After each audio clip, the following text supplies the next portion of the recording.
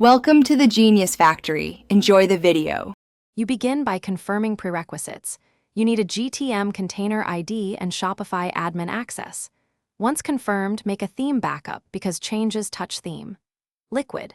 Next, open online store, choose themes, click actions, then edit code. This is where you'll paste the GTM snippets. You do the header snippet first for page-level tags and keep the body snippet ready for the second insertion. This immediate start avoids needless delay and ensures you can revert if anything goes wrong. Now you implement the actual GTM code. You paste the header snippet just after the opening head tag and theme. Liquid so it loads early. This enables tag triggers to run promptly. Once done, insert the body NoScript snippet right after the opening body tag or in the themes body section so non.js hits record.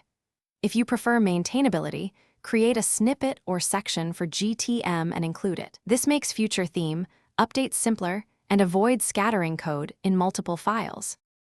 Finish by verifying. Enter GTM preview mode and reload your Shopify storefront so you can see the container and tag events in real time. If tags don't fire, make sure there are no duplicate GTM snippets, clear Shopify cache, and inspect for app or theme conflicts that move the body/head tags. If problems persist, roll back to your backup or test changes on a staging theme. One key troubleshooting tip. Duplicates are the most common issue. Remove extras and retest. Thanks for watching. If you found this helpful, don't forget to like and subscribe.